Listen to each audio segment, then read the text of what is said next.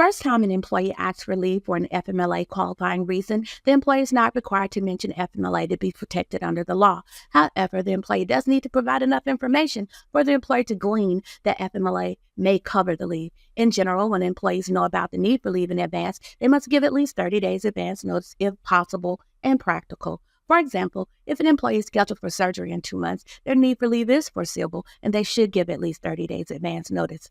If providing 30 days advance notice is not feasible due to a change in circumstances or uncertainty about the exact timing of the leave, the employee should notify of the need for leave as soon as they can, considering the situation.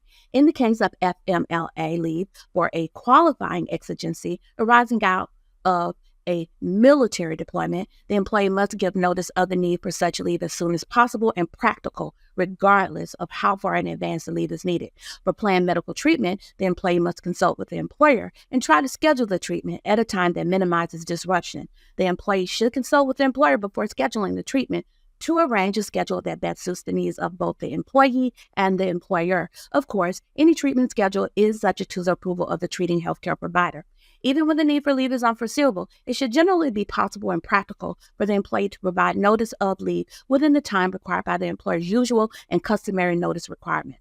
If an employee's need for FMLA leave changes while they are out, the employer may ask the employee to give reasonable notice. For instance, the employer may want the employee to inform them if the employee's doctor says they can return to work earlier than planned or if their return to work will be delayed. The employer may also request the employee to give periodic updates on their status and plan to return to work. When an employee fails to provide their employer with timely or sufficient notice of the need for FMLA leave without a reasonable excuse, the employer may delay or deny the employee's FMLA leave. The employer also has the option to waive the employee's notice requirements.